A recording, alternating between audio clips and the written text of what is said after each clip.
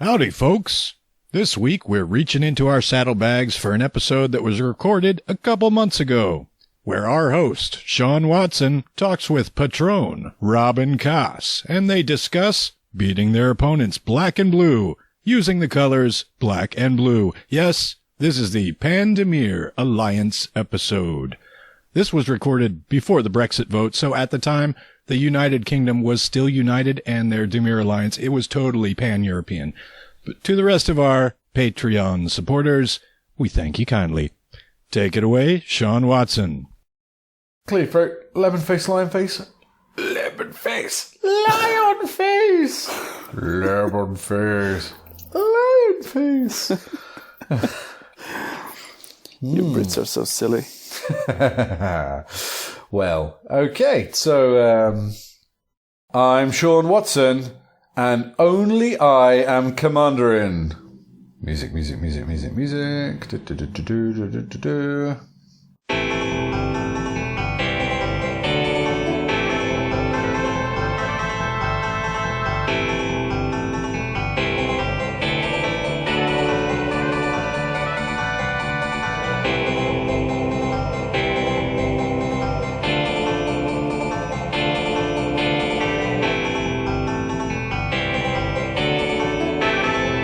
Commanderin.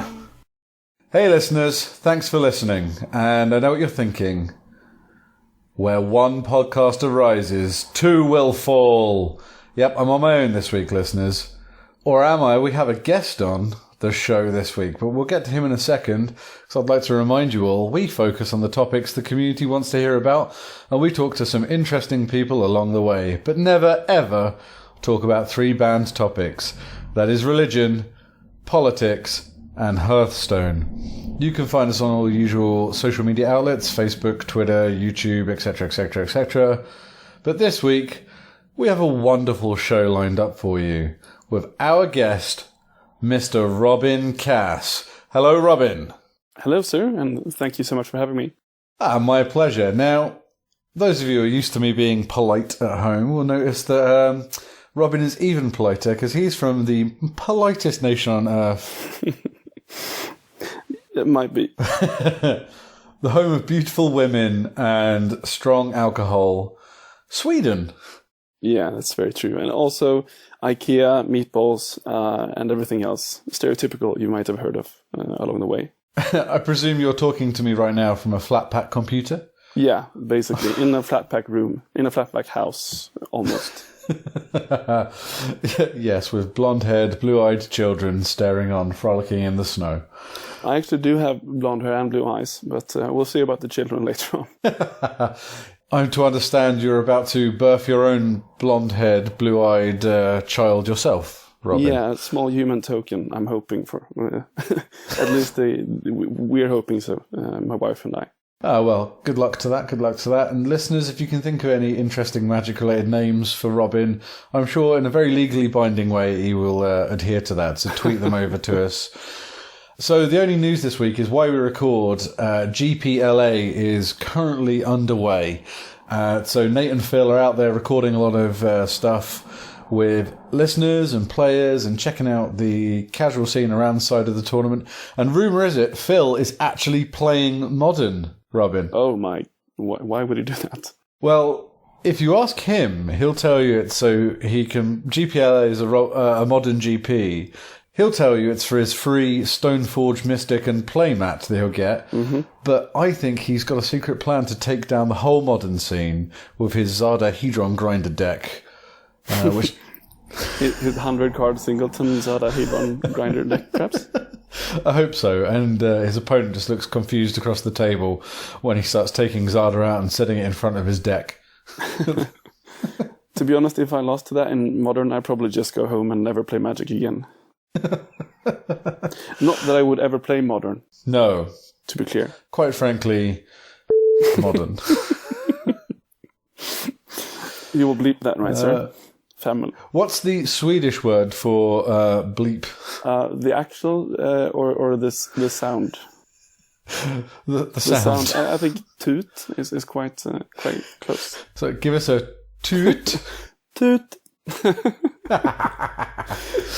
feel free to use that in the future as well. So, Robin Kaas, a lot of our listeners won't know who you are. Some of them will know you from playing with our deck testing group and talking to you on our Patreon chat channel. So, tell us a little bit about yourself and your time in Magic. Right. Well, I suppose I started playing like many of us in secondary school.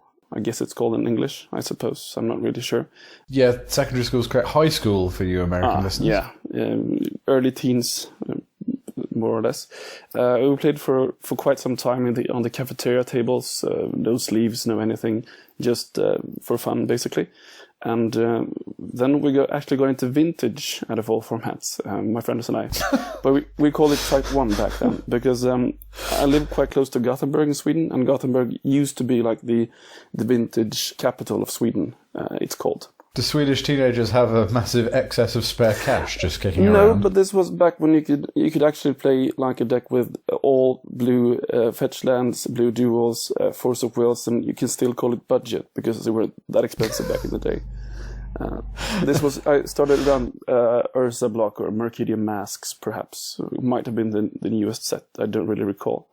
And then we moved on to Legacy, my friends and I, when that became a thing, like 2007, I suppose that was. And since around 2011, I think we started to play Commander with the first pre-constructed decks, whatever they were called. The very first ones are Commander 2013? No, I think it's 2011, the first ones. Oh, yeah, 2011 then Arsenal, wasn't it? Exactly. And since, last year, I more or less just stopped playing Legacy because there aren't that many tournaments around here. And with the wife and with the family and everything, I can't go to tournaments to the extent that I used to be able to when I was single and living the free Magic life, so to speak. So now I just play a Commander with my local paper group, and it's the same people who I played with on these cafeteria tables all those years ago. So basically known all the guys for over 10 years, and to me that's the best form of Magic, when it's basically keeping up with your friends and having a good time, not really competing or anything, just as a social game. That's the best part for me. So me and you were forged in very similar fires, Robin. I had a couple of packs from the Dark and Legends and stuff, but Urza's Block, when I was a teenager, was what I very first sort of dug my teeth into. So I'd be interested to know, what was your first deck that you remembered brewing? I remember building like a mono blue Flyers deck, a tempo deck. It was almost a tempo deck, lots of boomerangs and unsummons and counter spells and flying creatures. And my younger brother, he countered it by building a mono green Spiders deck with a bunch of reach creatures that was bigger than mine. So I hated facing him in the local tournaments, but I loved playing it against the other guys. It was pretty fun, actually. So very early doors, you found yourself fighting what we call a morphing meta, or an evolving meta. Yeah. Damn it! I remember my first deck in that block was all about Gilded Drakes, and Visions were still in that block. So mana walls to bounce the Drakes back. And just stealing everyone's stuff, and it's not really changed for me. Seems pretty mean, actually. Yeah, I had a Winter Orb stacks deck that used Colossus of Sardia and untapped it using a Voltaic Key. So and Sky Diamonds and lots of mana rocks to keep my mana base going. And back in the day, listeners, if you tapped your what they called a mono artifact, for example, your Winter Orb, it switched the Winter Orb off. So what Winter Orb does is each player can only untap one land per turn, but you tap your Winter Orb using Icy Manipulator or something, or Ring of Gix. There's various ways of doing it in your opponent's end step, which meant it wasn't switched on during your turn, so you could untap all your land. And then you use Stasis to mean that no one ever got an untapped step other than you. It was really, really mean, and one of the first iterations of stacks. You can actually do this in Commander almost, because you can just play Winter Orb and a bunch of mana rocks, and everybody will hate you, but you will probably win in a game where you get that going. You'll win very slowly. Yeah, which is the best way of winning in my book, actually. Well, that's weird because we'd normally have Nate and Phil on the show that play... well, Nate will try and get the kill as efficiently as possible, and Phil will get the kill in the most fun way as possible. Mm-hmm. But I think of our online meta that we play in, me and you are probably the closest to spikes we really have. I used to be a spike. Like, I used to identify with being a spike really hard, but only in the older formats. I've never been into standard really, or even drafting that much. Some blocks, yes, but others, no, really. So I might be a spike in truth, but when it comes to Commander, I try to be less spiky, I suppose, because it tends to bring the table against you, and that's hard for winning. Yeah, I think one of the skills in Commander, and this is something that Jason Alt of Jason E. Alt Brainstorm Brewery fame was mentioning when he was recently a guest on the Commander's Brew podcast.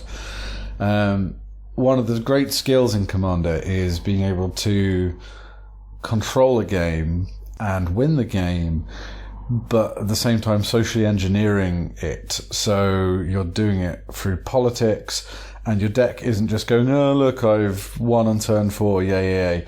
So everyone's enjoying the game, but you're still getting the win out of it by keeping that table at the pace you want.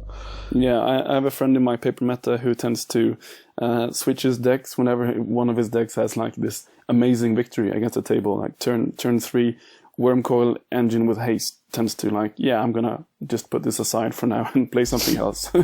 Just so you don't all hate me for the next month or so. He's probably more sensible than me then, because I'll soak up the hate.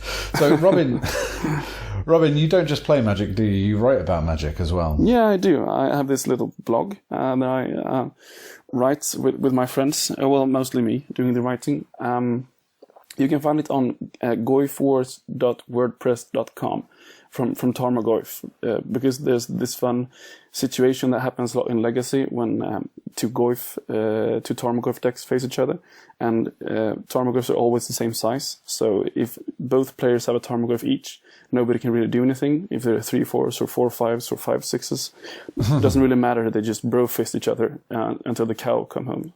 So so what you want to do is try and find some removal as quickly as possible. But I thought that was a funny situation that often came up because I always played like tempo decks in Legacy as well. Rug Delver, if you know what that means. Bug Delver, if you know what that means. Canadian Threshold and Team America are the names that I go by, but it's the same decks. And they're both very Tarmogoyf decks. Use it as their main win condition. So I was often looking at other Tarmogoyfs. So I made a banner of 2 Tarmogoyfs facing each other. And I named the blog Goif Wars to commemorate the Tarmogoyf bro fisting. What sort of things do you talk about? I mean, I read it, so I know, but just in case our listeners haven't been over to your blog, what sort of things do you talk about? The reason I started was I was writing quite high-level Legacy, intricate strategy articles, how to brainstorm 4,000 words, basically.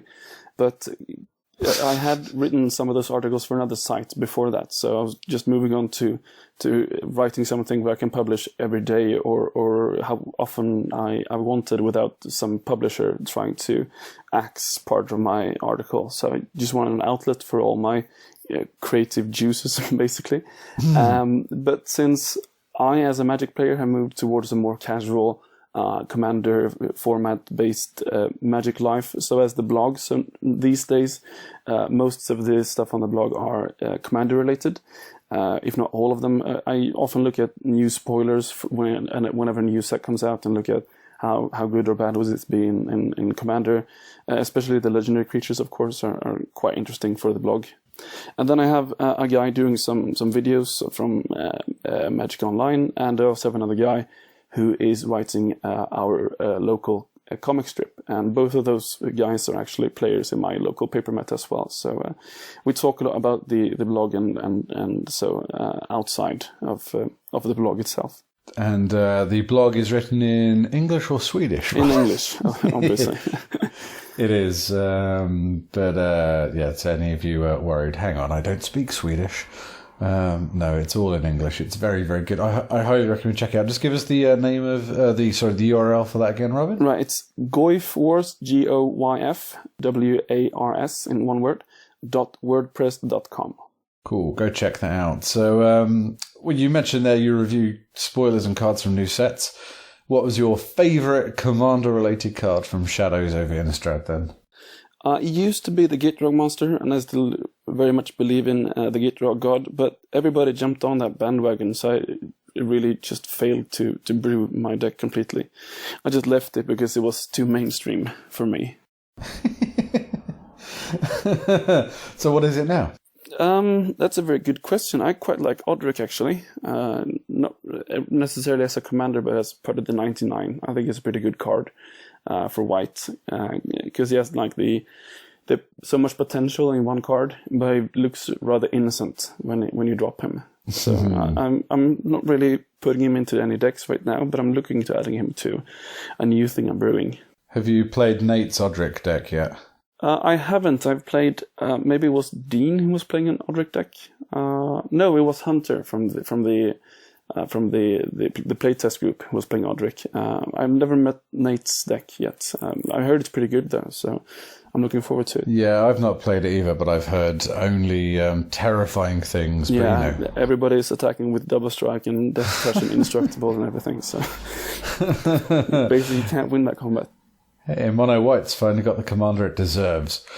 But so I missed our review show because I was busy sorting out life for Shadows of Innistrad. And the card that no one's been talking about, but it has been sensational in every game I've used it from Shadows, is Behold the Beyond.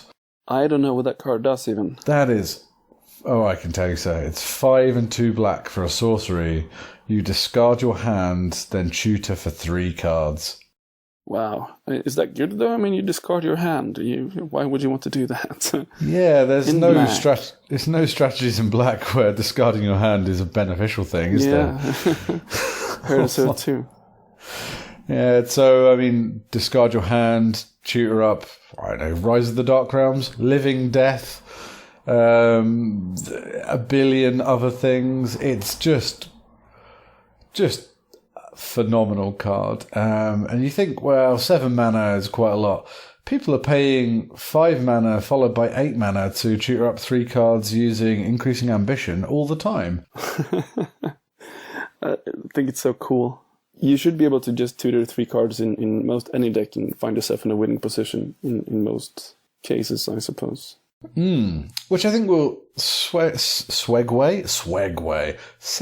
us nicely into our main topic. So, astute listeners will listen to this conversation as me and Robin have similar opinions about how Magic should work. And we are both major players for House Dimir. Best combination there is, right? For those not in the know, what are you doing here? No, I'm joking. House Dimir is what we refer to as the blue-black alloyed coloured pairing. I've run a multitude of Dimir Commander decks, and I've played against more than one, but one very, very good Dimir coloured deck, the Robin does. We'll come on to them in a second. First of all, we're just going to talk about the colour pairing, how they work in Commander, what its strengths and weaknesses are. So, when you think Dimir in Commander, Robin, what automatically comes to mind? Basically, anything sneaky feels Dimir. Sitting back, not really doing much to threaten the table, and then just winning out of nowhere is very Dimir to me. And I love that. I love the tension it creates when you look like you're losing the game, basically, and you're the last person on the table. And then you just win out of nowhere. That's a good game for me, and that's the typical, how do you call it, the diplomatic way of winning. I think. Yeah, I would really agree with that, and I find with my 2 main Dimir commanders that I run are Lazav, Dimir Mastermind, and I've tried it a few times, and I've actually only just started to get it working. But Vela the Nightclad. Oh, that's a cool card. Yeah, she's very interesting. But both of them have a feeling of sort of ticking over. The spells in the deck are legitimately powerful on their own, but not going to win you a game. There's nothing of like a tooth and nail type power level. I'm just going to go get 2 cards out of my deck and Kiki-Jiki, Zealous Conscripts, everyone off the table. Yeah. But then there's things where you sit there and go, right, you never quite feel when you're using a Dimir deck that's built reasonably that you're out of the game fully. There's always a chance that you're going to be able to pull something out of the bag and just swing back. And I think one of the defining aspects of the Dimir colours is using your opponent's cards against them. Yeah, that's also a very good feeling. And a very bad feeling when it happens to you. So you can really relate to that sensation. Well, there's a wonderful moment where your opponent's complaining, going, oh, your deck's really broken and busted and overpowered, the usual janky whinge. And they can't really do it because all of your cards that you've played against them have been cards you've either stolen, cloned, or cast from their deck, hand, or graveyard. Which is a good thing to do. Yeah, I totally agree with that. And I also think if you look at it purely from an analytical standpoint, if you listen to, for example, Josh and Jimmy's podcast, the Command Zone. Yeah, they will tell you that the 2 most important things for an EDH deck is to have card draw and ramp. And blue and black both have card draw and ramp in them. So blue, not very rampy. Black is very rampy, especially if it's by itself or with just one other color. And blue is really the king of card draw and card selection. So it's got all the tools it needs to do most anything, I think. And also there's this good range of commanders promoting very very different strategies, which I think is nice too. Yeah, so I think it's important to note as well. So you got blue as the card draw king, but I actually think black is very much second in best colour for card draw in Magic. Oh yeah, I agree with that. And it's also got all the tutors, so which is so good in the singleton style of the format. So yeah, and a lot of people frown on tutors, don't they? Yeah, I can see that. But if you play like a deck full of not that powerful cards, if you're just tutoring for answers to other people's things, I don't think it's too bad, actually. Yeah, see, I always defend tutors because I play black in almost every deck, with the exception of the Maelstrom Wanderer, and I've got an Artaka deck, which I bring out when I want to be super derpy, play my Timmy style. But black is in everything else I play. And if you remove tutor from black, you're really strongly pulling one of its major strengths out. No other colour tutors like black. Would it be fair to say to the green player, and I mean, I do this on the show jokingly to Phil, but would it be fair to say to the green player, well, I don't think you should be allowed to play ramp spells in your deck because it's unfair because the other colours can't ramp anywhere near as well as you? Well, obviously, they would just say bollocks to that and play all the ramp they want anyway, so... Well, most ramps are actually tutoring lands for you as well, so it's kind of like a tutor, just a very good tutor. So yeah, I think if you're going to tutor, listeners, my advice to you would be, the thing that really annoys people about tutors is twofold. One, if your meta has a lot of sort of 2-card infinite loop, I wins. So, especially if one of those 2 cards is the commander of the deck, so you've already got it. But the classic example in black is Sanguine Bond, Exquisite Blood. Yeah. And you're just going, right, I'm just going to tutor to get half of the combo, and then tutor to get the other half. I win, guys. I mean, there's no skill in that at all. Yeah, true. So that is going to start annoying people. The other thing, and I think this is even more, and I know speaking to Sheldon Menery of the Rules Committee fame, when people tutor for the sake of it and don't know what card they're going to go and get. Oh, yeah. Maybe it's the beginning of their main phase and they've still got all their mana untapped. So it's one thing to say, I'm just going to tutor at the end of my turn. You take your turn while I go look for what card I get, which has its own downfalls as well, but that's a different thing. But you sit there and essentially you've got 3, 4, 5 other people just watching you look at a deck of cards going, I might want this thing, I might want this thing, let's see. I'm going to flip this to the front, so just so you all see how many good cards I have in my deck, and I'm going to shuffle extra long after I've been looking through. Yeah, I get that. I mean, that's really... a guy in my playgroup, he just played He just built Zer the Enchanter, it's called, right? The guy who tutors up enchantments every turn. And it gets really annoying because you know you're going to lose once you find Necropotence, and you're just going to lose outright. But it takes like 4 or 5 or 6 turns, and every turn he's looking through his deck and finding something new. And I really hate it when it does that. And also, the guy who's taking like a 10-minute turn and he tutors 2 or 3 times during the turn, and then he doesn't win. That's like the worst thing ever. Because then you have to go another lap around the table, and usually he has all the powerful stuff he needs to just miss a cup of mana or something. So he wins anyway, but you need to wait for just a bit longer to lose the game. I really hate that too. Yeah, it's the same with mass land destruction without segueing too far, but if you blow up all the lands and don't win that turn, that's why people don't like mass land destruction. Yeah, exactly. If every time you resolve an Armageddon, you win that turn, no one cares. Do you know what I mean? Yeah, yeah, true. Or you win maybe next turn, but, no one cares at all. But I think these 2 or 3 card combos that kill the table, I mean, they might be really annoying in some cases, and it might be frustrating to lose out of nowhere to some guy who just happened to draw his Mikaeus and his Triskelion 2 turns in a row. But when that happens, at least you can just shuffle up and play another game.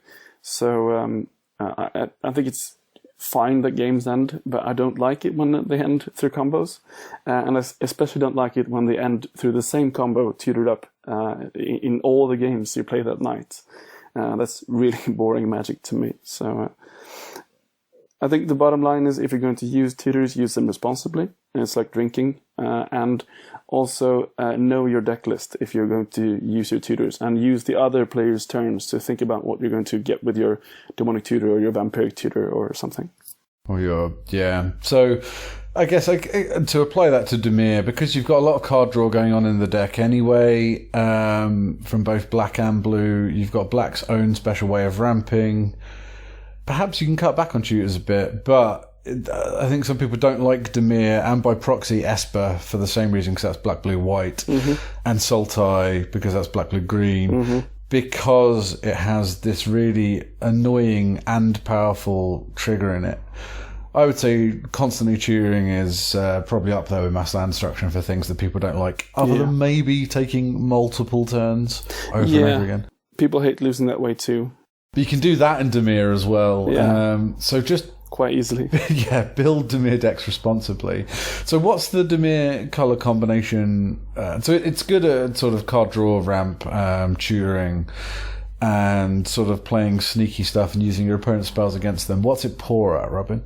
I think dealing with enchantments is tough, and dealing with artifacts is tough. You can always use counter magic for everything, but people tend to do that. And also, there are these games where because the ramp isn't that good, Black has its own special version of ramping, but if you're relying on mana rocks or anything, and people just sometimes they just go land, Sol Ring, Signet, next turn cultivate, next turn play my commander and kill you. So it can be hard to keep up with some of the other color combinations if they get really good starts. You might not even have enough mana to use your counter magic when they play their important stuff if you tapped out to try and get a Signet or something in play. Yeah, I would agree. So you have to start loading up your deck with some of the colourless permanent removals. So Scour from Existence is a very good one, and Unstable Obelisk as well. So Scour from Existence is an instant exile target permanent. Unstable Obelisk is a mana rock for 3 mana that produces 1 colourless, and you can pay 7 and tap it to destroy target permanent. Tap it and sacrifice it, important, because you can't do that. So if you do it over and over again, that would be a phenomenal card. Yeah, that'd be really good. But ultimately, at that point, if you need to get rid of a powerful, or like if someone drops a doubling season against you and they're using any kind of Super Friends deck or token deck that's going to abuse that doubling season, you have to kind of rely on the charity of others to deal with that, unless you're pulling up that Scour or that Unstable Obelisk. There's a couple of other examples of things that'll do it, but it's really, really tricky. Yeah, again, it also puts an emphasis on the diplomatic play, because as you said, you might need to use the other players at the table to deal with those case impermanents. Or otherwise, my backup is always just going hard into stall the game and go for a Cyclonic Rift plan, but that's also quite boring. I hate winning that way too. Just bounce everything and then play your stuff, and people are really behind. But that might be the only out to some border states with lots of enchantments on it. Yeah, Succulent Grift will do that good. I was thinking about Phil's Karametra and Enchantress deck, for example, which tends to get on my nerves with all this stuff he puts out. Oh, and it keeps coming back. Yeah. Oh. So I think what we're going to do now, listeners, is we're going to discuss, each of us going to discuss our top 5 Dimir coloured cards. And this isn't a blue card that works well with Dimir or a black card that works well with Dimir. This is going to be one that's specifically blue and black in its CMC or activation. And then we'll each talk about our favourite Dimir commander after we've done our individual cards. Mm-hmm. So Robin, take us away. What is your number 5 pick? My number 5 pick is going to be Far Away. It's split card. Half of it is called Far and half of it is called Away. And the far side, it's a blue side, it's 1 generic and 1 blue, an instant, return target creature to its owner's hand, and the away side is 2 generic and a black, instant, target player sacrifices a creature. And then the spell also has Fuse. This is from Dragon's Mace, so you can play both sides at the same time if you want to. So individually, these cards, these sides of the same card, they're both worse than, say, Unsummon or Diabolic Edict, but together, I mean, the fact that you can bounce their second best guy, have them sacrifice the best guy for 1 card is really, really good. It's like huge tempo play in Dimir.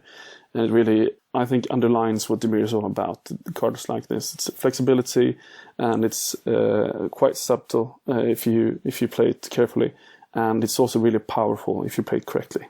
I think anything where you get modal, and then if you have the spare mana can cast both is a strong thing. So yeah, if that, it's, you know, the 2 for 1 on the card is really, really good.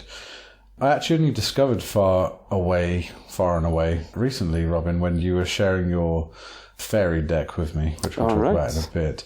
Yeah, so I thank you for that one. It was late to my knowledge of the Dimir. Yeah, it's a really good card. Use it in all my blue and black decks, actually. Can't think not playing it. That's a super cheap card, so we do everything on using TCG Player Mid. That is currently, if you're looking at the dollar-pounds price, 24 cents. So 1 gumball, listeners, 1 gumball. And you even get a penny back on your gumball price. So there you go. Okay, so my number 5 pick is also an instant. It is Spinal Embrace. Now, we've spoken about this on the show before. This card is 3, 2 blue and a black for an instant. So a 6 mana instant, it better be good. You can only cast Spinal Embrace during combat steps. Untap target creature you don't control and gain control of it. It gains haste until the end of turn, and at the end of the turn, sacrifice it. If you do, you gain life equal to its toughness. Oh my god. So, yeah, someone's got that annoying Avacyn out. Anyway, you can take it, attack someone with it, sacrifice it, and gain 8 life. Or like the worst part, because I've never played this card actually, I've only played against it. And what will usually happen is you attack with 2 creatures, and your opponent steals 1 guy, kills your other guy, and then just sacrifices the one he stole at the end of the turn. Really hate that. It's such a cool 2 for 1, and he also gains some life on top of it. So. Yeah, the little life gain's just a nice thing. It's normally a very red effect. Yeah. The threatened part is really red, usually. Yeah, it's just so good. I mean, it's a little expensive to cast, but I think the ability, if you had a card that says essentially destroy or force a player to sacrifice a creature and gain life equal to that creature's toughness, you'd pay 6 for that, I think. Yeah, I mean, you could. I think it's really cool if you use it responsibly as well. And if maybe you might not use it if you're blue-black and you're reactive control style playing, and there's 2 more guys ahead of you, and before you get to untap, then maybe 6 is a bit pricey for that effect. But if it's the last guy and you get to untap immediately after, and I don't think you shouldn't not play it. Basically, you should play it all the time. I must get a couple of these. How much are they for the TCG mid? Whopping TCG player mid. This is 35 cents. Yeah. 35 cents, Robin. There you go. So just over a gumball. Yeah, I'll get 10 or something. Yeah, it's grand. It's a great card. But Robin, that brings us on. What's your number 4 pick? My number 4 pick is a really long card. It's Limdor's Vault. It's a blue and a black, and it's also an instant. And it says, look at the top 5 cards of your library. As many times as you choose, you may pay 1 life, put those cards on the bottom of your library in any order, then look at the top 5 cards of your library. Then shuffle your library and put the last cards you looked at this way on top of it in any order.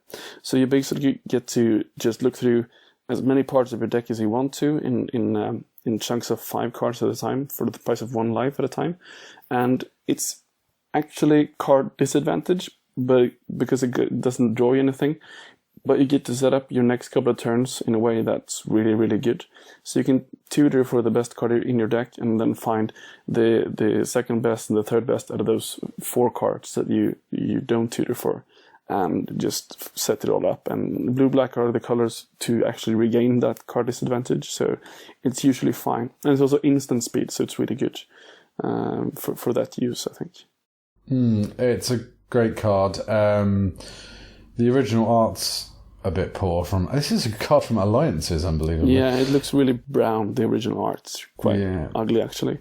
It got a nice reprint not so long ago in one of the Commander products in the Aloro Ageless Aesthetic deck. Mm-hmm. A warning on this one, though, Robin. I've killed someone with this. I've killed someone with a Limdor's Vault. That's right. Mind How did you do that? It was, I mind-slaved them, which meant I controlled their turn, and they didn't, in response, cast their Limdor's Vault. So I just cast the Limdor's Vault and activated it 40 times. I never let people mind-slaver me, so it's fine. I think I'm fine.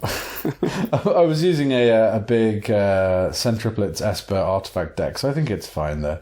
Oh. But, I didn't feel too bad. I mean, I had as much consciousness about it as what an English person can have. Yeah, I see. You are really the most evil people in the world, right? Well, yes, but we do it with such politeness that no one really minds. Yeah.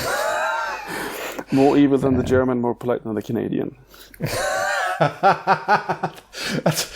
That's weird. That's the House of Windsor's motto. Oh, very strange. How did you know? Okay. Yeah, that's great. What's your number 4, Sean? My number 4 is one of the best clones in the entire game, Evil Twin. Oh, yeah. 2 mana and a blue and a black for a creature shapeshifter. It's a 0/0. You may have Evil Twin enter the battlefield as a copy of any creature on the battlefield, except it gains, pay a blue and a black and tap it, destroy target creature with the same name as this creature. So, there's a pesky commander that keeps coming out, Evil Twin him, and keep killing him over and over again when your opponent can. And if it's a really, really, really, I mean, other than sort of indestructible things, if it's a really annoying commander, like, let's pick one. Prosh? Yeah? Yeah, it's really annoying. Narset, if you've got an Arcane Lighthouse floating around. Yeah. Merrin, yeah. Rafika the Many. Mm-hmm. Mizzix, if you get this latched onto a Mizzix, it's very powerful. And the rest... Sir? Oh, we could keep going and keep going, couldn't we? But get this latched onto an awkward commander and just say to the rest of the table, I'm not going to attack with it. I'm not going to do anything with it. I'm just going to keep that commander there, not playing in this game. That's so evil. And it's so Dimir at the same time. Yeah. It's got a great bit of flavour text. You can always tell the evil one by the dagger he's sticking in you. It's from original Innistrad, right, the card? It is original Innistrad. Yeah. Really cool thematic card as well. Great artwork. The only thing it's missing is the clearly evil one on the artwork doesn't have a big moustache. Top hat and a monocle. A goatee beard. And Evil Twin will set you back 2 Gumballs, 50 cents. Yeah, easily worth it. Play it in all the decks. Yeah, I picked up a few foils of this recently, actually, because I run it in, 4 decks. So, yeah, it was nice just to have in foil. What's your number 3, Mr. Kaas? My number 3 is actually also an instant. It's Silumgar's Command. Silumgar's Command, however you want to pronounce it. And it's 3 and a blue and a black. And as I said, it's an instant. And it's a command, so it's a modal card. You get to choose 2 between either counter target non-creature spell, return target permanent to its owner's hand, target creature gets -3/-3 until end of turn, and destroy target planeswalker. So I don't think that there is a way to play this without actually generating card advantage, because I don't think you can do that in Magic. It's such a good card, so flexible. It's a bit pricey. 5 mana is a bit pricey for counter in Magic, but I play it mostly as a counter spell that also happens to kill a utility creature, bounce an annoying enchantment or something, and do stuff like that. It's really, really good. Yeah, I really like the fact that you can return target permanent to its owner's hand. That will get rid of a coat of arms that's just been dropped before you die, for example. Mm-hmm. I've used this before to counter an opponent's non-creature spell and return a Runescar Demon or a Sidisi back to your hand. Yeah, it's also good tech. So yeah, resets a tutor for your deck, and you can go get something to, I don't know, possibly get Silumgar's Command back into your hand. Well, it basically resets anything that has a good enter the battlefield effect, right? It doesn't have to be tutoring specifically, but anything that's like a Grave Titan or something along those lines is also pretty good to bounce. And you can use it to save creatures in combat and kill something else and do various tricky things. And like the modal thing and doing the tricky thing, both very Dimir, both very, very blue-black in my book. I used it to kill a Merrin the other day. Somebody used their Merrin trigger to put a Merciless Executioner, and Merrin was the only other creature they had, back onto the table. So they put the Merciless Executioner trigger on the stack, you bounce the Executioner back to their hand, and then Merrin has to sacrifice. Yeah, that's pretty good. Or you can -3/-3 the Executioner and bounce something else, and then have to sacrifice Merrin. I don't need to explain to you how good Destroy Target Planeswalker can be. Yeah, obviously. Like 1 turn before Narset, it's ultimate, you probably she needs to die. Hey, Narset doesn't go ultimate unless you're playing against Nick Jaragoski, then she always goes ultimate. Sorry, friend of the show, Nick Jaragoski. I hate that ultimate. It's really annoying, actually. Pulled it off so many times. More than any Planeswalker I've got that ultimate off. Maybe only seconded by Liliana of the Dark Realms. Is that the one that makes everybody Lake of the Dead swamps tap for 4? Yeah, it makes all your swamps tap for 4 black. Jesus. And people just go, it's not that bad. Oh, it is. Hey, exsanguinate, all of you. Yeah, exsanguinate, Death to the Deathless, all of you are dead. Right, good night. But anyway, she's for a different conversation. Games have to end. It's Games true. Do have to end. Silumgar's Command is an excellent pick, and nice that it's recently, it's from Dragons, and 56 cents. Yeah. 56 whole cents. Now I've gone with a slight theme with my number 3 pick, a bit of a classic, Dimir Doppelganger. Oh, that's also a really good clone, actually. Yeah, okay, so some of the really powerful things in Commander are things like Rest in Peace, Relic of Progenitus, Bojuka Bog, things that exile stuff out of your opponent's graveyard. So what Dimir Doppelganger does is it feeds into that and gives you clone effects at the same time. So she is 1, a blue and a black for a creature shapeshifter. She comes in as a 0/2, and for 1, a blue and a black, exile target creature card in a graveyard from the game. Dimir Doppelganger becomes a copy of that card and gains this ability. Mm-hmm. So Dimir is also very good at milling decks. There's a lot of mill cards in Dimir. So someone mills out their Avacyn or something really big. You sit this, you go 3 mana, I've got my own copy. And I've exiled theirs at the same time. It's just pure value town the whole way. Someone's playing with Merrin and they keep sticking that Spore Frog into their graveyard. Exile it. Spore Frog's my favorite card in Merrin, actually. It's so good. He just wants to be loved.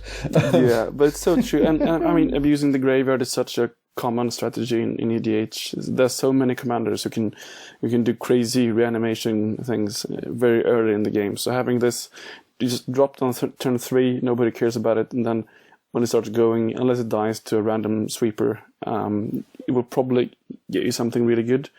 And you actually hating on people's graveyards as well at the same time, which is really nice. Yeah, so it's quality, and now this has actually gone up in price a little lately, despite it being reprinted in Conspiracy. Right? Yeah. It's crept back up to $1.25. Wow. And it was down at like 50 cents, so something's using it for something. That's quite a big price increase, but it's a high quality card, and I would recommend it for any deck that runs blue and black and something else. Just drop it in. And it's also got cool flavor text. Fear not, your life will not go unlived. And a really creepy artwork as well. Oh, I've got a foil of this. All that barbed wire stuff she's got wrapped around her. Mm-hmm. That's the only bit on the card that's foiled. It sounds really cool. Yeah, it is very cool. So, yeah, very cool. Robin! Yes. Getting into the high bits now. What is your number 2? My number 2 is actually a creature. What? And it's actually not blue and black. It's actually colorless. If you can take a guess, dear listeners. It's called Sire of Stagnation. And it's 4 generic, a blue and a black. And it's got devoid, so it's colorless. And it says, whenever a land enters the battlefield under an opponent's control, that player exiles the top 2 cards of his or her library, and you draw 2 cards. And it's a 5/7. Well, so I've heard some backlash against this card, saying it's not very good. Oh. So that's come from people, the general opinion, but it's been from a few sources. Some of them I even respect. Have fun if you think it's you, listeners. I'm joking. They say that all it does is stop people playing land. Yeah. But all it's done then is stop your opponents playing land. Yeah, I think that's pretty good for and it's a 5/7 for 6, so it's quite big. It's hard to deal with without creatures. And if people aren't playing lands and you're playing lands, then you will get ahead eventually. And all I can say is that, I mean, it's almost like it stagnates the board. Yeah, exactly. And you see the players that want to sit there and I've actually flashed one of these in as someone cast Boundless Realms before. Oh, wow. Flashed it in using Vidalcan Orrery. Oh, God. Like, adios. Cheers for that. Boundless Realms lets you, for each land you have in play, go get a basic land and put it into play tapped. I was just thinking in response to anything like a Sky Shroud claim, getting 2 lands into play, or explosive vegetation, any of these double land ramp spells. It's really good in response to that. But I guess Boundless Realms get everything really crazy with Sire of Stagnation. Yeah, I mean, and there will normally be a player at the table that says, oh, sod it, I really need to have an extra land this turn, or a land this turn, should I say, and drops it and lets you take the cards. Yeah, and I mean, the strange thing is, in my opinion, well, in my experience, rather, usually people are more upset with that player than with you who cast the Sire of Stagnation. So yeah, because they're giving you the cards. Yeah. Like, oh, don't give him cards, exactly. for God's sake. Now, this guy is cheap for a mythic. He is only $1.41. There you go. You might as well try it then. When he first came out, he was like a $10 card. Yeah, I think it was a bit hyped. I think he didn't quite live up to the hype, but I still think it's a really good creature. It doesn't go into all the decks. I think 6 mana is really expensive, but for the 6 mana, you do really get your mana's worth, I think. It's not consecrated things, but it doesn't really draw the same amount of hate as the Sphinx as well. So Yeah, I think if you're building, tipping my hat again to the Commander's Brew, if you're building budget and you want a Consphinx type effect, Cyrus Stagnation is...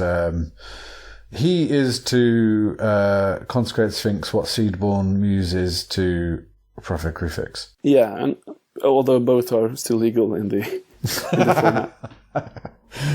That's true. And Seedborn Muse is considerably more expensive than but I meant in effect rather than price and legality. Yeah. But yeah. Anything else to say on the Sire? I don't think so. What's your number 2?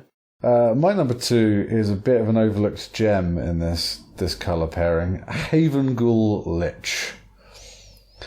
So, Haven Ghoul Lich is 3, a blue and a black. For a creature zombie wizard, and it's 4/4, so you know it better be good if it's a 4/4 zombie wizard. You can pay 1 colourless. You may cast target creature card from any graveyard this turn. When you cast the card that turn, Haven Ghoul Lich gains all activated abilities of that card until the end of turn. So the second bit's okay. Like, if you've got a nice tap ability on a creature you want to animate, sure, go for it. But the ability to cast any creature card out of an opponent's graveyard, and it doesn't go away at the end of turn. It's not until the end of turn. You just cast it. It's yours. That's so crazy. But nobody else is playing blue or black in EDH ranks. No one plays blue or black. And I mean, now Rule 4's gone, you definitely can't have a couple of you only realistically need Commander Sphere and one other land, Rupture Spire, City of Brass, Mana Confluence, something, to really be able to cast anything. Yeah. Sounds pretty good, actually. Yeah, so 5 mana's alright. It's a bit expensive, but it's a 4/4. Yeah. Goes into Zombie Tribal, so you'll see this card go into Grimgrin decks. If you get to untap with that thing, I think you're going to generate lots of value for yourself. Yeah, it's grand. I mean, if people are playing little cheap utility creatures that are in blue or black, or if you're playing outside of Dimir and are playing in Esper or Sultai, you've got access to white or green mana as well. Yeah. Which suddenly makes it really good. Yeah. How much is it? It should be expensive. He's actually not the cheapest of what everything we've been saying. He is $4.05, so he's by far the most expensive card we've mentioned so far. He was only ever been printed in Dark Ascension, I believe. Yeah, he's only ever had one printing, which I guess is wise. And it's a mythic, right? So. And he is a mythic from not a massively I suppose Dark Ascension was popular because all of Innistrad Block was popular, but wasn't opened as anywhere near as much as the other two in that set, I don't think. Yeah, because the draft format changed, so you drafted Avacyn Restored alone. So you only really drafted Dark Ascension for half as long as either of the other two sets. So. But I would definitely pick up a Haven Ghoul Lich or two if you are into these colours. Yeah, I agree. I'm going to get one right after we finish this thing. Add him to the basket. Take a drink, listener. Oh, and I've already mentioned doubling season this episode, so take a drink, listener. Cyclonic Rift is on the list too, right? It should be. Cyclonic Rift, go for it. Robin, what is your number 1 best of the best, tip of the top? Shh, don't tell anyone because we're a secretive guild, Dimir card. Yeah, speaking of small utility creatures, my favorite Dimir card of all time is also a creature, but it's an artifact creature, and it's called Baleful Strix. It's only a single blue and a single black, so 2 mana for a flying death touch, and when it enters the battlefield, you draw a card. It's a 1/1, and this is so. This is the best type of. I wrote quite a long post on my blog a couple of weeks ago about rattlesnakes, cards that tend to scare people away, and this card is one of the best rattlesnakes in the entire game because it gets to block like everything. You get your card back instantly, so you're not really down a card, even if you block just anything with it. And I mean, if you recur it, you get insane amounts of value. Basically, this card is so good. I mean, if you had a Haven Ghoul Lich out. yeah, exactly. And a sack outlet, you just draw a bunch of cards every turn. Yeah, it's truly great. And if you draw it late game, it doesn't matter because essentially you're paying 2 mana to replace it in your hand and still have a 1/1 flying Death Touch. It's going to sit there and put someone off throwing that giant creature at you. Yeah. So, and you don't really need to even play with any cards that can recur it or work specifically with it because it's so good on its own. It's like it's the best 2-mana creature card that I know of that I play with in Dimir. It's better than Bob, it's better than Snapcaster Mage, it's better than anything, in my opinion, because it does so much for your board position that Snapcaster Mage, for example, doesn't. Yeah, I mean, they printed a card similar to it recently, Fathom Feeder, which is a blue and a black for a 1/1 with Death Touch and Ingest and is devoid. And you could pay 5 mana to exile the top card off everyone else's library and draw a card. But it's a solid card. I mean, 2 mana for a 1/1 Death Touch puts people off attacking you. Yeah, but it's not flying, and you need to invest a bunch of mana to draw cards. Fly, yeah. I mean, I play both, so I play Fathom Feeder as well. I think it's pretty good, and you ruin all the vampiric tutors and musical tutors and those kinds of tutors as well when it's on the board. Yeah, Ingest is when it does combat damage to a player, they exile the top card of their library. Yeah, and it's also exiling when you draw the card, so you can activate it in insta speed. If people don't watch out, you can just get it away. But the Baleful Strix, to give you an idea, this has been reprinted only in its original set, which was Shards of Alara, I believe. Plane Chase, I think. Was Plane Chase the original? It's been done twice. So. Well, I was going to say, and Plane Chase. So this is a $5 uncommon. So it was Plane Chase and... Commander. And Commander was in the Helava. How are we pronouncing that now, deck? Same box as True Name Nemesis, because they wanted one of the decks to sell really, really well. Did I tell you how I got a cheap one of those decks? No. They were selling True Name Nemesis for about £15, which is $20-ish, American listeners. So I didn't really care about that card, so I found a vintage player that just gave me £10 for the True Name Nemesis, and I kept the rest of the deck. There you go. I get all these other great cards. Yeah, including a Baleful Strix. Including a Baleful Strix for 20 quid. Yeah, that's really good. And I ended up picking up a True Name Nemesis later on anyway for pennies from someone I didn't know what they had. I mean, I got 3 just because I used to play Legacy, so really. Sorry, good True Name Nemesis is a 3/1 Merfolk that when it enters the battlefield, you select target player, and True Name Nemesis has protection from that player. Yeah, so it's basically a Progenesis for 3 mana that can carry equipment and do other crazy things in Legacy. Yeah. But it's not that good in multiplayer because anybody else is just going to kill it. But yeah, the Strix is uncommon and is $5. Yeah. It used to be even more expensive before it was reprinted in Commander 2013. And it desperately needs a foil printing. Like, people like me that like to trick out their passion decks, and Lazav is my passion deck. You can't get a foil one. It's never been made. Yeah, you could get a 4-in-1 though. You can get like a... Japanese one always looks nice. Korean I always think looks nice. Looks nice written on a card. Yeah, or you just get like an alt or something. Also pretty pimp. Yeah. So anything else to say about the Strix? No, I don't. Use it, love it, play it in all the decks ever. Okay, so I'll move on to my pick. Now, this is my favourite Dimir card, and it might be in my top 3 favourite cards of all time. I've spoken about it before on the show, but I'm going to speak about it gushingly again now.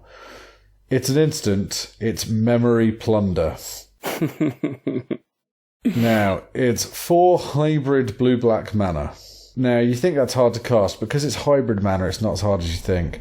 For an instant, you may play target instant or sorcery card in your opponent's graveyard without paying its mana cost. Oh, that's so good. So, you might think, well, you know, other things do that effect. Now, most other things that do that effect are sorcery speed. Yeah. Which means this card breaks the timing on cards. So, for example, the last game of Magic I played my opponent had cast Rise of the Dark Realms, and then another opponent the turn after had cast a Ingaruk's Wake to clear the table. And it was a Merrin deck and a Horde of Notions deck, I believe. And well, that allowed me to do, and the opponent before me's end step, I cast Rise of the Dark Realms. Excellent. Which brought back an Eternal Witness that returned my Memory Plunder to my hand.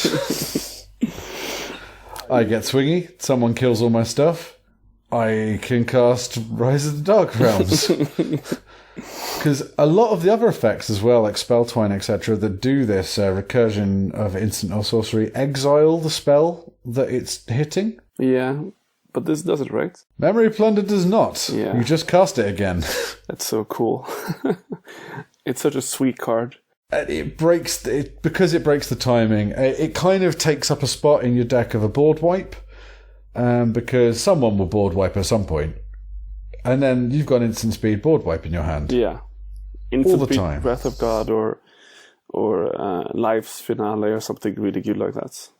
Yeah, or Ingaruk's Wake. Yeah, exactly. Decree of Pain, which board wipes and then gets you a ton of stuff. My favorite memory of this card, by the way, can I tell the story? Yeah, of course you can. Of course you can. Baby Phil will feel bad, but we'll see. Because we were playing. In which case, take it away, Robin. Make Phil feel we were awful. playing in the playtest group. I think it was a 4-player game, and in the game was me and Phil and Urs, I know, the Swiss guy who just joined. And Urs and I, we can't really get along at the table for some reason. He keeps pinging me with his obstinate triggers. He keeps attacking me first, even though I'm not really doing anything. And Maybe he smells power. He smells power. Yeah, exactly. And he cast Identity Crisis, targeting me. And that's a sorcery from Alara Reborn. And it says 2 generic, 2 white, and 2 black. For remove all cards in target player's hand and graveyard from the game. So you exile everything, really, that the player is holding or has ever played. And it does it to my Dimir deck, and I'm like, oh, dude, I'm going to do this. Right. Yeah, but I was eventually able to get back into the game through Ristic Study, because I was drawing a bunch of cards with people who were playing spells, and eventually I drew my Memory Plunder, and I played the same Identity Crisis on Phil, who was playing Gitrog Monster and had like folders of cards, 20 cards in his graveyard, all the cycling lands and Life from the Loam and all the shenanigans. Everything just went away. He's like, oh, Robin, why would you do that? I'm like, sorry, really big fan of the show. Oh god! And it was Ur's card that I cast on him, so it's really his fault. It's Ur's fault, yeah, absolutely, yeah, 100% agree. I for retro lols, I memory plundered someone's red elemental blast to kill Mizzix of the Ismagus the other day. Memory plundering to kill someone else's creature isn't that exciting. Memory plundering to cast red elemental blast. Now, bravo to anyone that puts that in their deck. Yeah, I mean, the power level of this card I think is really inconsistent, because it depends on what the other guys are having in their decks or already played, or what you've been able to mill during the game. But in those cases when it's like really, really powerful, as in my story, or just being an instant speed for a mana board wipe, it's both really good instances. So I think it's really definitely worth playing in any Dimir deck. Yeah, and it couples up with the mill strategy that Dimir does very well as well. So you're churning, loads of stuff into people's graveyards, then hitting some recursion spell. Rise of the Dark Realms, Living Death, they're good examples. Yeah, exactly. Well, actually, you wouldn't want a Living Death, because it'll put all the stuff you just milled back into your opponent's control. But it might be fun with you on the game. Yeah, that's true. Yeah. And Robin, you've got a memory plunder. What lovely person sent you that? I was just getting to that. It was actually you. Apparently, this card is rare and hard to find in Sweden. Yeah. Along with another card that we might discuss a bit later, I think. So, Memory Plunder will cost you roughly $4. It's pretty expensive, but it's only been printed in Shadowmoor, right? Yeah, just the ones in Shadowmoor, and never again. I don't know if we'll ever see it as like again, or if you saw a card like it again, I'm pretty sure it would say exile the spell that you've hit. So pick it up now, folks. Well, it's still only $4 because it will just keep climbing from here. Yeah, it's steadily gone up. I think I got my first one, it was about $1.50, maybe $2. So that was a few years ago now, but it has been going. Yeah, well, mine was free, so...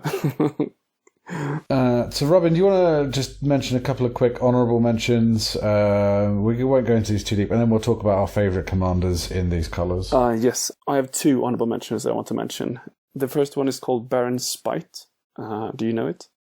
I don't know this card. Yeah. I haven't even looked it up because I was waiting for you to excite me. Yeah, it's a sorcery. It's 2 generic, blue and a black. It's from Invasion. It's a rare, really old card. And it says, choose 2 target creatures controlled by 1 player. That player chooses and sacrifices one of them, return the other to its owner's hand. I mean, so it's basically a 1 mana cheaper, but a worse far away because the opponent has the choice. But it's like Sophie's Choice, right? You get to pick the favorite creature out of the 2. So I think it's really cool. It's one of those cards that tends to be like just on the cutting edge of my decks. I tend to have it in all the drafts, and then I play it way too rarely. But it's a really fun card when you get to cast it. I like it. Yeah, and the artwork is like Baron splitting 2 Phyrexians in half, so it's really cool. You should check it out. I will. I hope he's splitting those Phyrexians in half so they can go and make new, smaller Phyrexians, because we don't like Phyrexians dying. Right. That's Phil, right? Phil wants them dead, yeah. Curse him. You wait till... If Phil was a guest on the Commander's Brew recently, and he made some strong opinions about Phyrexia and Phyrexian glory and perfection. Yeah, I heard it. I will be rebuking and rebutting those comments when I get on that show. I'm looking forward to it. What's your second honourable mention? Yeah, my second is a really innocent little instant. It's called Dimir Charm.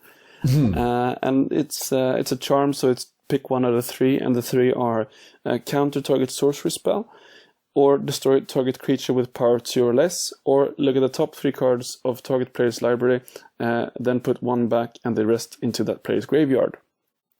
And either of these effects, it costs 1 blue and 1 black, and either of these are too bad to pay 2 mana, especially 2 mana of different colors for. But altogether, when you get to pick, I think it's pretty good, actually.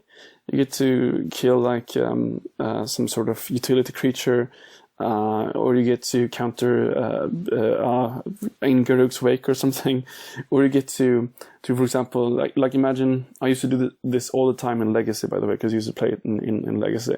Like imagine it's like the last turn of the game, you got lethal on board, and you only have 1 opponent left, and you cast this, here, have a land on top of your library, sir. Good luck finding it out to my board state. And then you just kill him from there. Yeah, I think it's really fun. And the artwork is also really cool, because it's like this Dimir symbol in the sky that's made up of different buildings and shadows and light and stuff. So check it out. It's my banner on Twitter. There you go. Yeah, if you look on my Twitter pages, my banner is the artwork to that card, because it's pretty. See, you don't see the Dimir signet until it's too late. Yeah, listeners. as the flavor says, it's from Lasav. He says, dangerous to recognize, deadly not to. Really Dimir in my book too. I'm actually going to pick an honourable mention that was on, because we just sort of pooled ours, but Robin had it on his, but I'm going to steal it as one of my own, which is Una, Queen of the Fae. Mm-hmm. Una, Queen of the Fae. She is a legendary creature fairy wizard. She is 3 and 3 hybrid blue-black for a 5/5 flying fairy wizard. You can pay X and 1 hybrid blue-black. Choose a colour, target opponent exiles the top X cards of their library. For each card of the chosen colour exiled this way, put a 1/1 blue-black fairy rogue token creature with flying onto the battlefield. So that's a really solid commander. The reason I don't love it as much as you might think I should is twofold. One, it exiles the cards off your opponent's library, which I think you want to use your opponent's graveyard in these colours. Yeah, it's the more Dimir way to actually mill them and then take advantage of whatever you milled from them. Whereas Una isn't giving you that advantage. And two, the really powerful Una decks out there rely on infinite mana loops to say, I've got an infinite mana loop, all of you exile all your libraries. Yeah. I mean, likely if you flip this over, even if you say that you're playing like a casual fairy tribal thing, people are going to kill you first anyway if you show this. It suffers with trademark Jason alt, the Rafik problem. Yeah, exactly. Yeah. Couldn't you do an Eldrazi deck with this and use a bunch of processors with the cards you've exiled? Maybe it's too janky, it's too clunky. I'm not sure there's enough processors to make it work. Yeah, maybe not. In those colours. Maybe not. Just a way of using the exiled cards against the people, I suppose, but maybe I'm looking too deep into that. Yeah, honestly, Una is in my Lazav deck, for example, just as a way I can...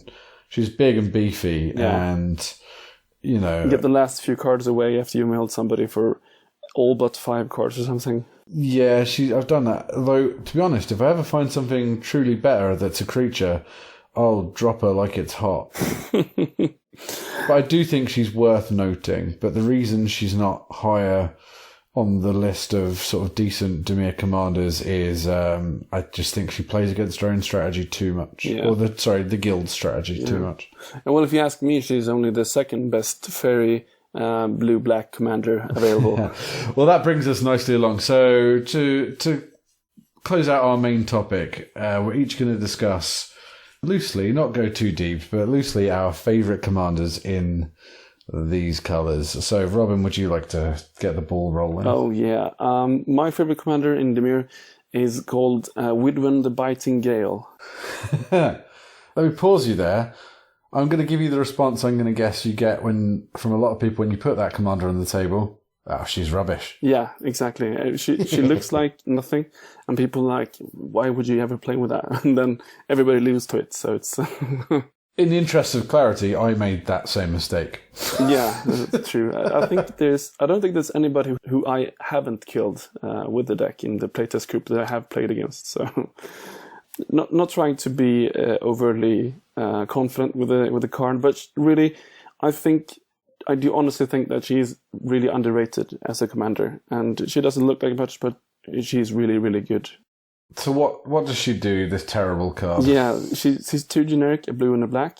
She's like Una, she's a legendary creature, fairy wizard, and she's a 3/3, like Lazav, so a 3/3 for 4, but she has flash, flying, and for a blue and a black and a life, you can return her from the battlefield to your hand.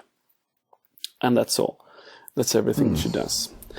So what I do with this commander is I play like a blue-black good stuff control game, and where I want to play a slow game, drop a bunch of lands, counter some spells, kill some creatures, and then I want to play a bunch of equipment like sort of Feast and Famine, for example. I like to play Runechanter's Pike.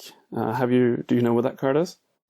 I do, only because of this deck. Yeah.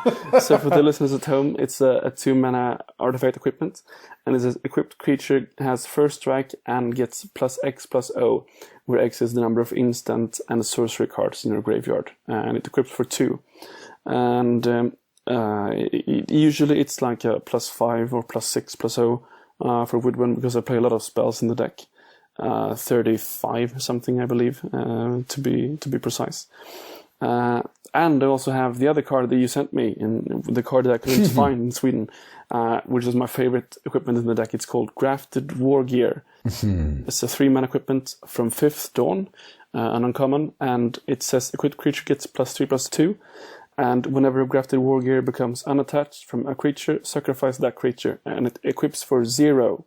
Very nice. Yeah, it's really nice, because usually Widwen gets unattached by going back to my hand. So when that trigger from the Grafted War Gear resolves, there will be nothing left to sacrifice. So it doesn't actually happen. So it's just a +3/+2 for 0. So what I want to do is like want to have a bunch of equipment with really cheap or free equip costs to be able to play with when bouncer if somebody plays a board wipe or a removal spell, block and bounce if somebody tries to kill me with a really big creature, do things like that, really tricky plays. And since she has flash, you can do it several times in the lap of around the table, and you always play like for the ones from the command zone, and then you just bounce her repeatedly, so you never pay the tax for any time for her. Yeah, so have you contemplated cranial plating in this deck? I am actually testing it right now, and it's doing really well because I have a bunch of artifacts and artifact lands to be able to both actually power up cranial plating and to do some ramping with Tezzeret the Seeker. So it's doing quite nicely. It's usually +3 or +4/+0 for a single equip cost. And it's also got the nice instant equip cost. For those of you at home, cranial plating is a 2-cost artifact. And it says equipped creature gets +1/+0 for each artifact you control. And for 2 black mana, you can attach it to target creature you control, or you can equip it for 1. So if it's in somebody else's turn, you can just move it around to other creatures if you want to. Or if it's your turn, just pay the 1 single mana for +5/+0, which is pretty good.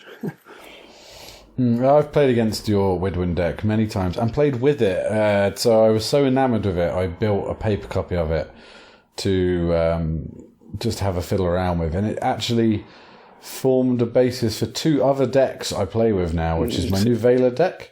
I stole a lot of ideas from Widwin to build, and my Centriplets Esper Control deck. Well, there you go. I stole a lot of the sort of good ideas for how to use artifacts in those colours from playing with Widwin. It always felt wrong. It always felt like I was playing with your wife, Robin. when, you know, we'd had a good time, but in my heart I knew she wasn't mine. Yeah, it's somewhat become my signature general, actually, when playing online. And I'm playing it in paper too, more or less the exact copy. Usually, if I play with you guys, I try a couple of cards out that I'm thinking about buying or thinking about getting for the deck. But I'm playing it in paper too as like my main deck right now. It's I've got 5 paper ADH decks, but this one is my favorite by quite a margin, actually. Yeah, and the deck to play against is incredibly frustrating because it's... I mean, Robin said, you can bounce her when board wipes go off and stuff. What Robin hasn't said there is those board wipes are often his. Yeah, exactly. And I think I have 14 creature kill spells. Well, 14 spells that can act as creature kill, at least. So you're not going to get me with creatures usually. And if you do, not more than once, usually. Not very many creatures in the deck, but it's often fine. If you want to look at the list, it's on my blog. If you go to EDH decks and just click the Widwin picture, you get to see my list, the latest version. And I'm always tinkering with it, and it's such what I like about decks like this. If you contrast it to, for example, big tribal decks, for example, that are quite static, and there are lots of cards that you have to have in the deck. In this case, it's really just a bunch of artifacts and Widwin, and then whatever else I want to have right now. So there's always cards like moving in and out of the deck, depending on what I feel like playing that week or that month or something. So, and I think you're running Pact of Negation and Force of Will and stuff, but I think it's actually a deck that if you wanted to build it, you could build it relatively cheap. Yeah. I think the most important, really expensive card is probably Sword of Feast and Famine, because that's such a disgusting... for those of you at home who hasn't lost to it yet, it's an equipment for 3, and a good creature gets +2/+2 and has protection from black and from green. And whenever equipped creature deals combat damage to a player, that player discards a card and you untap all lands you control, which is like... It's so disgusting. Because you can do things like you can tap out or almost tap out to play like Jace the Mind Sculptor or a Consecrated Sphinx, and then you just swing with something with a sword and you untap everything and have the counter magic ready for whenever people try to deal with whatever you played. You don't really have to have it, but it's so good you probably should have it, even if you're going budget, and even if you're going like the cheapest version you can get, you should probably save to get one of these cards for your for your staple binder or something. They're about $15 at the moment, sort of F&F. Yeah. So actually, of the sword cycle, they're one of the cheapest. They're second cheapest sword. Amazingly, even though it's the best card in Commander from the 5 swords. Yeah. And I would argue the most expensive sword is probably the worst in Commander, which is Fire and Ice. Yeah, I run that too because I get to draw extra cards. But I can hear people shouting at me for saying that's a bad card. By the way. I didn't say it was a bad card. I just said it was. I use it mainly because it gets 5. protection from blue. So usually all the flyers are blue, or black happens too. But protection from blue on a flying creature is really good, and Woodwind likes protection from blue to get her through and onto the player instead of into another creature. So check out Robin's Woodwind deck. It is a very different deck. You don't see many things like it out there. It's a different way of playing Voltron as well. Yeah, I think it's good fun, actually. It's not many people expect it. Nobody expects the Dimir Voltron, so to speak. No. No, they don't. So, my favourite Dimir commander, and I've spoken about him on the show many times, and I've never spoken about him in any kind of real depth other than saying this is a great card and I do abusive things with him. But he's the boss of the guild, Lazav Dimir Mastermind. He's 2 blue and 2 black for a legendary creature shapeshifter. He has hexproof. He's a 3/3, and he also has, whenever a creature card is put into an opponent's graveyard from anywhere, you may have Lazav Dimir Mastermind become a copy of that card, except it is still Lazav Dimir Mastermind. It is legendary in addition to its other types, and it gains hexproof and this ability. So he literally just gains all the abilities and power and toughness of the creature and its creature type. I mean, this is so good. I used to play this too for a while. Before I actually rebuilt my Lazav deck into the Woodwind deck, the first version of it. But I thought it was... I mean, he's really fun to play, and built-in hexproof is so good in a commander. But the hexproof is sensational. Yeah, it's... I mean, my other main deck right now is Ojutai, the Dragonlord Ojutai, and he only has hexproof when he's untapped, but that's still really, really powerful in a commander. So, I mean, I get that, but to me... Lazav was too clunky. I couldn't find the right amount of spells to mill your opponent, spells to control your opponent's, spells to impact the board or impact your opponent's libraries or graveyard. So I couldn't really figure it out and get him to work. But I mean, I played against your deck, I think, and I thought it was pretty cool when I did. So I understand entirely your point. I do sincerely disagree, though. So what he's very, very good at. So the hexproof is very powerful. Mm-hmm. The aim of it is, because I've been told mill decks don't work in Commander. They don't to take out 3 or 4 opponents unless you're building something that goes sort of infinite mana Una, like we've already discussed. Yeah, or Sharoom or anything like that. So. Yeah. So what you do with the Zab is you pick that guy that's playing with Boros Angels or, the big creature deck, and you just hit them with every mill spell you can whilst Lazav's on the table and turn him into some horrendous death beast. Now, in my meta in particular, it seems like every game at least 2 people are playing with Avacyn. So you can legitimately, with a couple of mana rocks, I've had a turn 3 hexproof Avacyn on the table before. Who is still my commander. And still dealing commander damage to people. Is still dealing commander damage.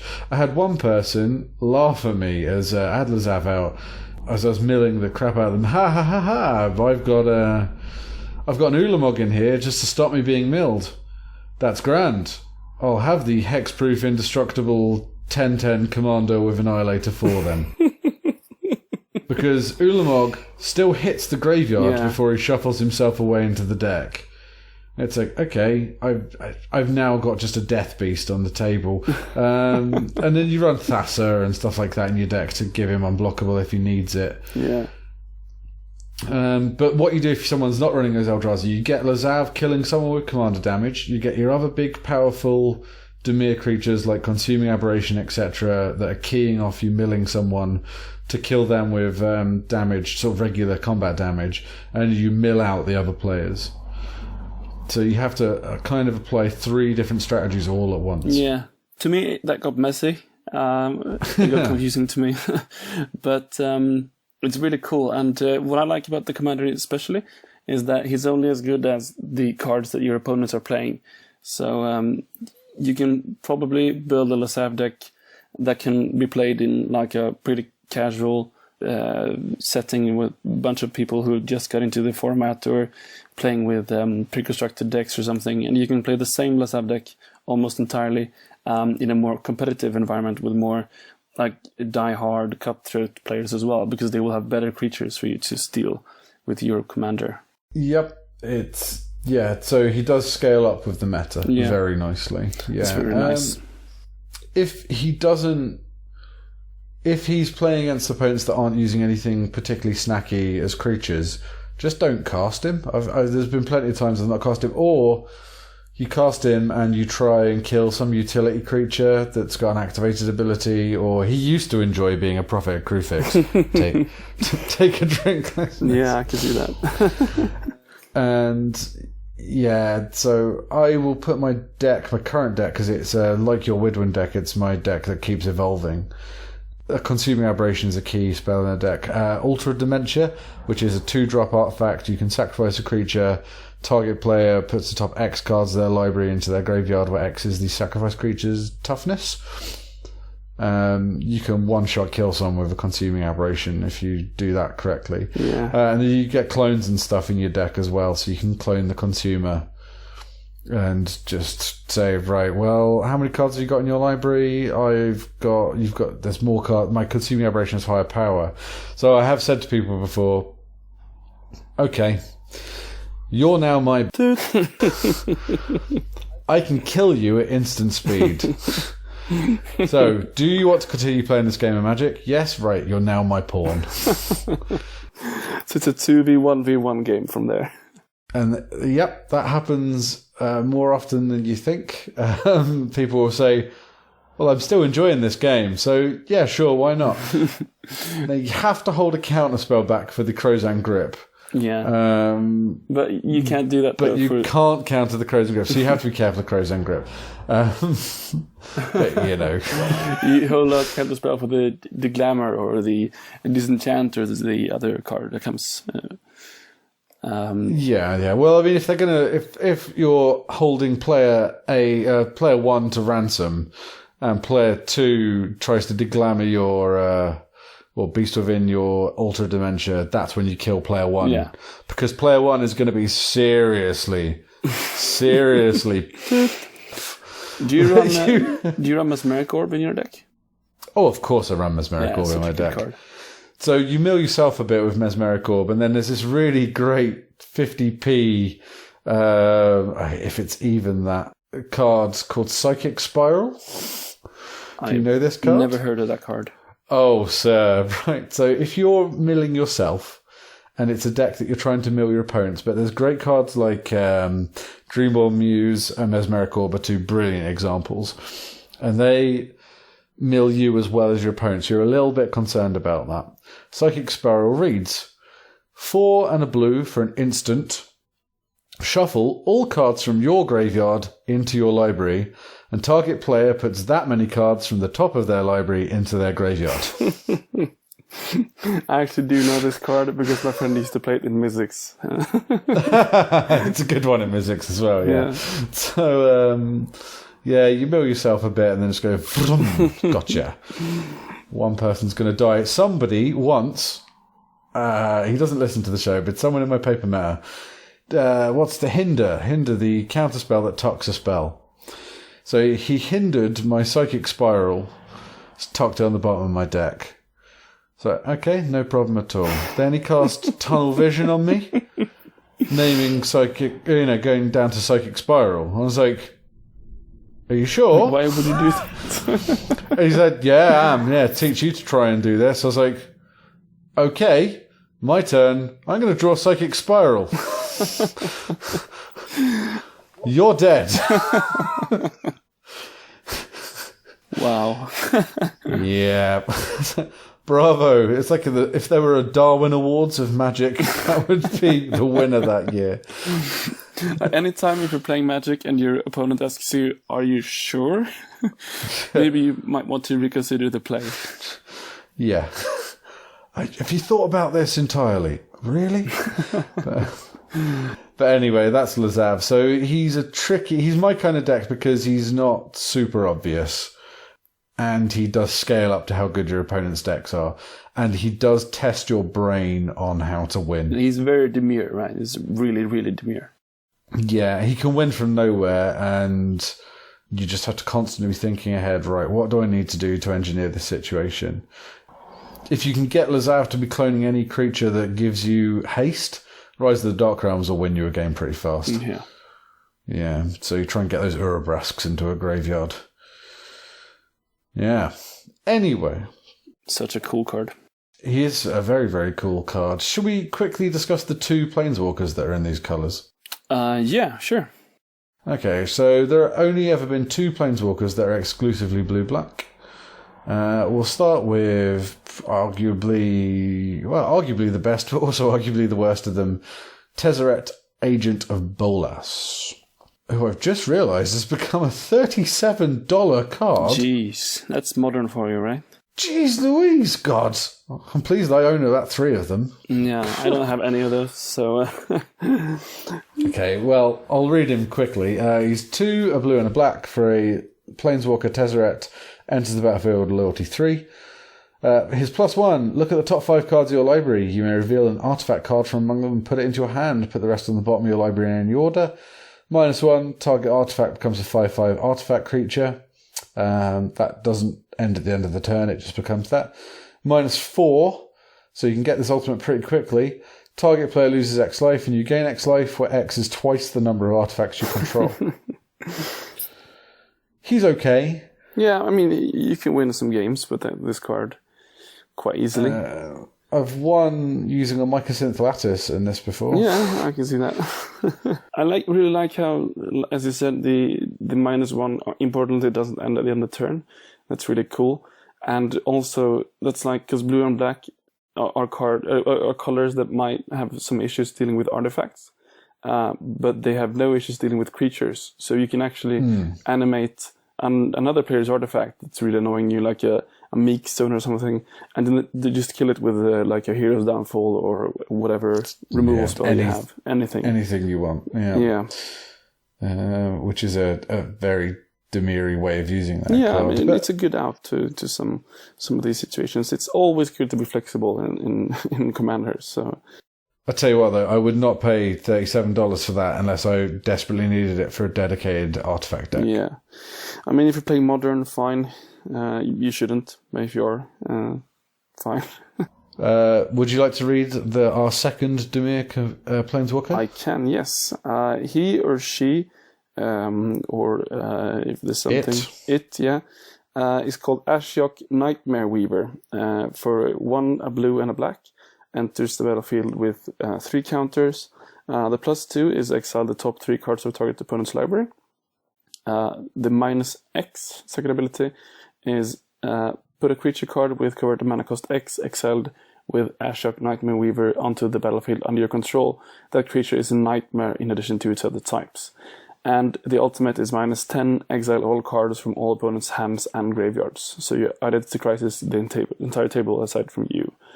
Obviously disgusting. I mean, the card, he's 3 mana, it is 3 mana, so... It's pretty nice when you cast it, +2 it, and you get, like some really powerful cards off your opponent's deck, even if it's non-creatures, so you're not going to be able to cast them. Yeah. But you've got, I don't know, to pick some really powerful sorcery or something, and you've exiled it, it's gone. Yeah, that's good. And it comes down, a +2 puts it on 5 straight away for a 3 mana Planeswalker, so you can get it early game. And I mean, it's quite innocent. People are probably not going to waste like a Hero's Downfall or something on it. People are probably not going to attack it too much. So if you can protect it, you might as well just try and find a good creature. And if you do, you can always cast it. It's I think it's pretty cool. Yeah, and there, for a Planeswalker, this is relatively cheap. Ashiok is only $8. $8 is for a Planeswalker is cheap. Yeah, it's only printed once too. So has only printed once too. Theros block. What is the character supposed to be anyway? Is it supposed to be like a humanoid? Is it supposed to be like Ashiok was the little we know about Ashiok, drawn to Theros because Theros was a plane of inspiration and light and devotion, and wanted to take all those hopeful dreams and stuff and turn them into nightmares. And Ashiok made a deal with Phoenix, the Dimir god, ironically, to essentially trick all the believers in Theros into believing that Ashiok was a god. And not with the intention of Ashiok ascending to be a planeswalker or a god or whatever Xenagos wanted, but rather to just corrupt on a massive scale all the hopeful, turn all the dreams, the shiny dreams, into dark nightmares and take over the plane that way. No one knows where Ashiok came from or went, but Ashiok was eventually dispelled when Heliod, the light of Heliod, god of the sun, sort of took over again, and Ashiok disappeared off into the blind eternities. I think Ashiok has potential to... the more Ashiok used its magic, the more it turned to that shadowy stuff. If you look at the art, half of its face is missing, and there's just sort of a shadowy gate. Yeah. Where the top half of its face, and Ashiok was slowly turning into that the more magic it used. Oh, right. Yeah. I mean, I think it's really cool that Wizards is somehow adding these characters to represent people who aren't necessarily heterosexual, male or female, white people. Like Alesha, for example, is another card that's representing parts of the community that actually exist but haven't really had any representation within the game. So I think it's really cool that Ashiok exists in the game, but I think it's a shame that Ashiok hasn't had more of a presence in the storyline or in the other sets. Well, I think there's hope for Ashiok to turn up in the future. I don't think that Ashiok's going to be like Ralzarek and only be in one place. Yeah. Despite being a planeswalker, only be very, very heavily linked to a Ravnican guild. Yeah. I think Ashiok is a wanderer through existence. Yeah, finding all the nightmares. Speaking of diversity, so Chandra is essentially Indian. Kaladesh is meant to be an Indian-influenced plane in the same way Theros was Greek. I don't know if they've retconned that, because I'm guessing people would have gone, white, heterosexual female character. But I think it's pretty cool that they're giving different planes different cultural identities, if not ethnic identities. I'm really looking forward to Kaladesh for the Indian influences. The artwork for the new Planeswalker, I don't recall her name right now though. Sahili Rai. Looks really cool. Seems like a sweet place to be. And what we saw in Magic Origins was pretty cool from Chandra's homeworld. So I'm just waiting for them to make a Nordic set some point in the future. Yeah, you had Ice Age. That had some Nordic stuff. Yeah, with all the snow, and that's all there is to the Nordic countries. It might be that it's only like a bunch of Vikings running around with berserking all over the place. So it might be a bit stereotypical. We'll see. But I'm hoping they will do a Nordic theme sets at some point in the future. I've watched the films. Nordic culture is you worship space aliens who are gods of the 9 realms. Is that right? Well, and Sir Anthony Hopkins is your leader. No. I've got that wrong. The films have lied to me, you're saying? Yeah, films have lied to you. So, Welsh Sir Anthony Hopkins, Australian son. What I like about the Nordic gods is that they are, in essence, all lunatics, basically. Because, as one of your countrymen actually said in his Do you know Zero Punctuation, the online review show? I am aware of Zero Punctuation. Yeah. Is that he was part of The Escapist as well, Yeah, wasn't he? exactly. Ben Croshaw. He puts it nicely in his Too Human review, I think it was, when he said that, like the Christian God, it can be hard to look upon the world as if you have an all-caring, inherently good God when so much happens all the time. Like, why did little Timmy get run over by the combine harvester if God is in essence good? Yeah, God is all-loving and benevolent. Yeah, but when your gods are basically one-eyed old men who transform their genitals into fruit trees and get drunk all the time, then you might understand why the world is such a place. And I mean, I can sign off on that as well. It gives you. I'm not really a believer in the old Norse mythologic things, but I think parts of the stories are quite cool. Actually, I like teaching them at work. Well, in England, we gave up on all our gods a long time ago. Well, your gods were essentially our gods for a great part of history, actually, if we're supposed to talk about our colonial pasts. Well, not Sweden, but I suppose Denmark, yeah. Speaking of former colonies of this great country, our American hosts, I wonder how they're doing at GP LA. Yeah, we're all sitting here very jealous not being there. Look, I've told you, Pan-European Alliance.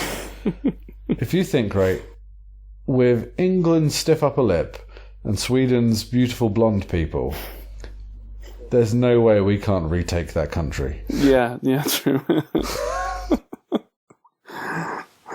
We should probably, if you look at their presidential race. Oh, sorry, no politics, but just. Oh, that's all right. American politics isn't really politics. It's more like a bizarre sitcom that might kill us all one day. Very true. As long as they don't vote some smoke-haired, lunatic, right-wing nutjob who believes that Muslims are second-class citizens into power, we'll be fine.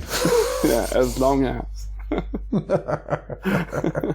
So, America, this is your IQ test. Don't fail us, please. Oh, God. Think. Oh. Yeah, I don't want to think, actually. It's going to be an exciting fall. Look, I'll put it this way, right? When English Prime Minister David Cameron, who is a grade A, is saying that he thinks your potential president is, how do we put it mildly, a touch dodgy. You know you're in serious. He will make deals with anyone, any human rights abusing leader, as long as it allows England to sell arms to you. He'll do it. But when he's going, not sure about this Trump fella. Yeah. Warning to you all. Warning. Yeah. Not that we. I mean, if you're a Trump supporter and you listen to our show, good on you. But yeah, there you go. We could say some other things. Ban guns. What else is going to get people off our show? You know, social security is very effective when it's managed by the state. Free healthcare is pretty cool. Hey, Robin, if I come over to your country or you come to my country and I get one of my guns, which I'm not allowed to carry, and shoot you in the leg, how much is it going to cost you to get that bullet wound fixed? Nothing. Not a single penny. No pounds. Euros? Do you have euros where you are? No. We have the Swedish krona. Krona? Yeah, or crown. You can call it crown. That's fine. Krona's fine. Yeah, we actually voted no on the joining with the euro, which I think is probably good. But we don't have to get into complicated politics. Look, so England was the same. Yeah, exactly. Both made the right choice, I think. So if you're a listener and you feel strongly that England and Sweden should be in the single Eurozone currency, well, yeah, good for you. Yeah, exactly. Anyway, we're going well deep into this rabbit hole. So, Robin, I think there's an important message here. And that message is, we love our listeners. Of course. Before we love them, we'd like to point you to our Patreon account. Now, I won't do this for long because I'm not very good at selling things, because when English people sell things, we just sound insincere and vaguely pissed off. But we have a Patreon account. We have some cool prizes where you can still enjoy everything we do on the shows, on the main show, if you don't want to or can't afford to donate, and we understand that position entirely. But if you can spare a buck a show or a little bit more, we'd gladly appreciate it, and it allows us to keep bringing you more and more content and improve our audio quality and, hey, provide you guys with cool prizes. And those booster packs we give out, they don't come for free. I'm starting to see, this is what I mean, I'm starting to sound threatening now. So it's a really good podcast you got there. Too bad if anything happened to it. I'm a patron though, so I think I've got it made for myself. I wholeheartedly encourage anybody to actually help out with the show. So yeah, head over to our Patreon account, which if you go into Patreon and look up commanderin.mtg, you'll find it pretty quickly, or go onto our website, which is at commanderin.mtg.com, or follow us on all the usual social media. We'll link to our Patreon account there. But we still love our listeners, all of you. You're fun, you tell us what you think, we get to play test with you, and please take the time to contact us. And if you really like us, or even if you don't really like us, give us a 5-star rating on iTunes. I've not checked in a while, but some of you led some hilariously abusive things and still gave us 5 stars. So it makes me smile. And it lets people say, hey, look at that. They've got 5-star ratings, and they get to give us cool things like, I don't know, maybe one day spoilers and things. We'll see. I should let you know that our theme song was created for the podcast by Nate Burgess. Yeah, I know. Our logo was created for the podcast by mrpicto.co.uk with assistance from Kelly DeLuca. Special thanks to our tech whizzes, Jessie, Thomson and Graham Frank, and to Justin for his spurversace, which is a lot like server space. You can reach us by going to I've already said that bit, but our email is cast@commanderin.mtg.com. You can find us on Facebook, Twitter, YouTube, mtgcast.com, Podbay FM, Reddit, always by searching Commanderin MTG Podcast. On Twitter individually, I am at Copain26. Phil is at KetJack, and Nate is at Mr. Plorg. Mm-hmm. Robin, how can people get you on Twitter? I am at Robin_Kaas, Kaas. That's Robin spelled Robin. Yeah, exactly. Nothing else. And Robin, if you could just say how we sign off every episode. And that's our show.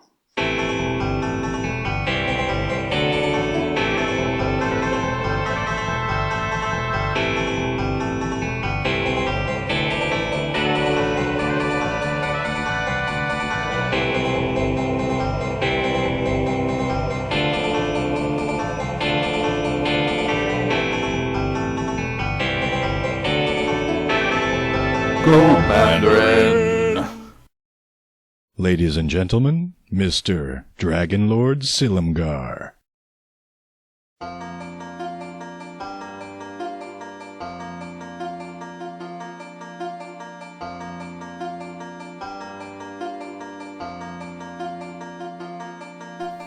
I don't mind stealing threats from the boards of my opponents.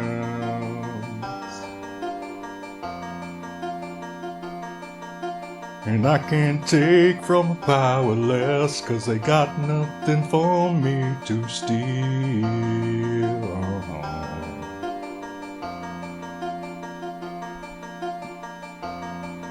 If it's on the table, you got me looking.